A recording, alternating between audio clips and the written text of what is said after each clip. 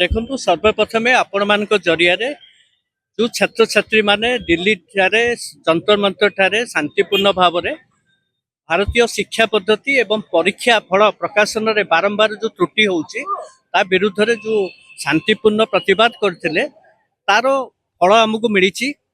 ଭାରତୀୟ ଶିକ୍ଷାମନ୍ତ୍ରୀ ଯିଏ ତାଙ୍କର ଶିକ୍ଷାମନ୍ତ୍ରୀ ହେବା ପରେ ଆର୍ଏସ୍ଏସ୍ ର ପାଠଶାଳା ସାରା ଭାରତରେ ଆରମ୍ଭ କରିଥିଲେ ଏବଂ 54 ଥର ନିଟ୍ ପରୀକ୍ଷା 12 ବର୍ଷ ଭିତରେ 54 ଥର ନିଟ୍ ପରୀକ୍ଷା ଫଳ ନିଟ୍ ର କ୍ୱେଶ୍ଚିନ୍ ଲିକ୍ ହେବା ପରେ ମଧ୍ୟ ନିଜ ଗାଦି ଛାଡ଼ି ନଥିଲେ, କିନ୍ତୁ ତାପରେ ବାରମ୍ବାର ଆମର ମାନ୍ୟବର ବିରୋଧୀ ଦଳ ନେତା ରାହୁଲ ଗାନ୍ଧୀଙ୍କର ଉଦ୍ୟମ ଏବଂ ଛାତ୍ରଛାତ୍ରୀ ମାନଙ୍କର ଶାନ୍ତିପୂର୍ଣ୍ଣ ପ୍ରତିବାଦ ଏବଂ ସାରା ଭାରତ ବର୍ଷରେ ଯେଉଁ ପ୍ରତିବାଦ ଦେଖାଯାଇଥିଲା ସେ ବାଧ୍ୟ ହୋଇକରି ନିଜର କେନ୍ଦ୍ର ଶିକ୍ଷାମନ୍ତ୍ରୀ ପଦରୁ ଇସ୍ତଫା ଦେଇଛନ୍ତି।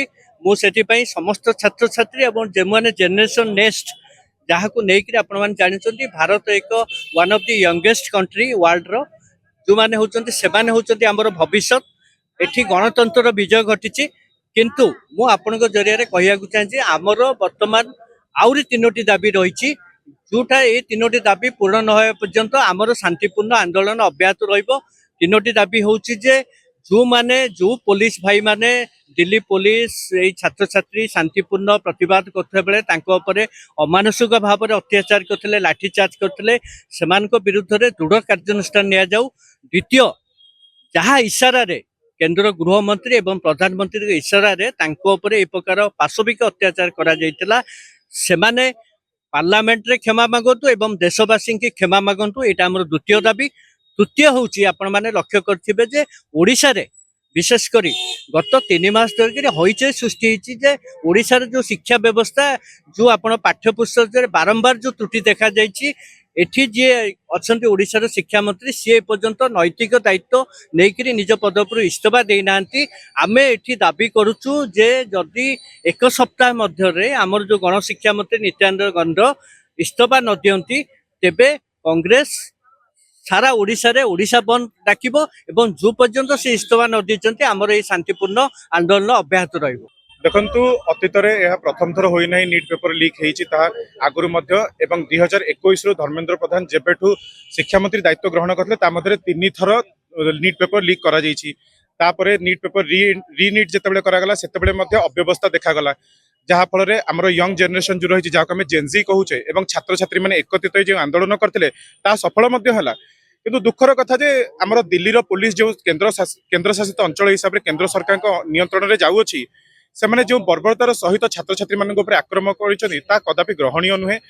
ତେଣୁ ଆମର ଗୋଟେ ଦାବି ରହିଛି ଯେ ଯେଉଁ ପୋଲିସ ମାନେ ସିଭିଲରେ ମଧ୍ୟ ବହୁତ ପୋଲିସ ମାନେ ଥିଲେ କି ଗୁଣ୍ଡା ମାନେ ଥିଲେ ତାହା ତ ଏପର୍ଯ୍ୟନ୍ତ ସ୍ପଷ୍ଟ ହୋଇପାରି ନାହିଁ, ଆପଣମାନେ ଦେଖିଥିବେ ନିଶ୍ଚିତ। ତେଣୁ ଆମର ଦାବି ରହିଛି ସେମାନଙ୍କ ପ୍ରତି ଦୃଢ଼ କାର୍ଯ୍ୟାନୁଷ୍ଠାନ ଗ୍ରହଣ କରାଯାଉ। ଛାତ୍ରଛାତ୍ରୀ ମାନଙ୍କ ଉପରେ ଯେଉଁ ଆକ୍ରମଣ କରାଗଲା ତାହା ଆମର ଏକଛତ୍ରବାଦୀ ଶାସନର ପରିଚୟ ନିଶ୍ଚିତ ରୂପେ ପ୍ରମାଣ ଦେଉଛି।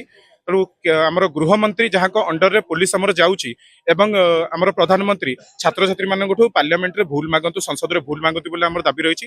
ଏବଂ ତା ପୂର୍ବରୁ ଆମର ଓଡ଼ିଶାର ଶିକ୍ଷା ବ୍ୟବସ୍ଥା କେଉଁଭଳି ମାନେ ଦୁର୍ବଳ ହୋଇ ପଡ଼ିଛି ତାହା ମଧ୍ୟ ଆମେ ଜାଣିଛୁ। ଆମର ବହି ପୁସ୍ତକ ଯାହା ଛପା ଯାଇଥିଲା ସେଥିରେ ଯେଉଁ ଅବ୍ୟବସ୍ଥା ଦେଖାଗଲା, ଯେଉଁ ତ୍ରୁଟି ବାହାରିଲା, ତାହାର କୌଣସି ବି ଏପର୍ଯ୍ୟନ୍ତ ଆମର ଖାଲି ବାହାର କରିଦେଲେ ଅଧିକାରୀ ମାନଙ୍କ ଉପରେ ଦୋଷ ବୋଳିଦେଲେ ହବ ନାହିଁ। ନିଜେ ନୈତିକତା ଦୃଷ୍ଟିରୁ ଶିକ୍ଷାମନ୍ତ୍ରୀ ଗଣଶିକ୍ଷାମନ୍ତ୍ରୀ ମଧ୍ୟ ତାହାର ମାନେ ଦାୟିତ୍ୱ ନେବା ଦରକାର, କିନ୍ତୁ ସେ କୌଣସି ବି ଦାୟିତ୍ୱ ନେଇନାହାନ୍ତି। କୋଟି କୋଟି ଟଙ୍କା ଜନସାଧାରଣଙ୍କ ଖର୍ଚ୍ଚ ହୋଇଛି, ତାହା ତାଙ୍କ ପକେଟର ପଇସା ନୁହଁ, ତାହା ଜନସାଧାରଣଙ୍କ ଟ୍ୟାକ୍ସର ପଇସା। ତେଣୁ ଯେଉଁ ପଇସା ଖର୍ଚ୍ଚ ହେଲା କିନ୍ତୁ 50 କୋଟିରୁ ବୋଧେ ଉର୍ଦ୍ଧ୍ୱ ଟଙ୍କା ଖର୍ଚ୍ଚ ହୋଇଛି, କିନ୍ତୁ ତାର କୌଣସି ନୈତିକ ଦୃଷ୍ଟିରୁ ସେ ନିଜର ସାମ୍ନାକୁ ଆସି କୌଣସି ଦାୟିତ୍ୱ ଗ୍ରହଣ କଲେ ନାହିଁ। ତେଣୁ ଆମେ ପୁରୀ ଜିଲ୍ଲା କଂଗ୍ରେସ ଏବଂ ଓଡ଼ିଶା କଂଗ୍ରେସ ତରଫରୁ ଦାବି କରୁଅଛୁ ଯେ ଖୁବ୍ ଶୀଘ୍ର ସେ ନିଜର ନୈତିକତା ଦୃଷ୍ଟିରୁ ଇସ୍ତଫା ପ୍ରଦାନ କରନ୍ତୁ, ନହେଲେ ଦୀର୍ଘ ଦିନ ଧରି ଆମର ଏହି ଶାନ୍ତିପୂର୍ଣ୍ଣ ଭାବରେ ଆନ୍ଦୋଳନ ଜାରି ରହିବ। India's largest and leading cancer hospital chain. 35 years of trusted care with an 85% success rate. HCG, Cuttack and Bhubaneswar.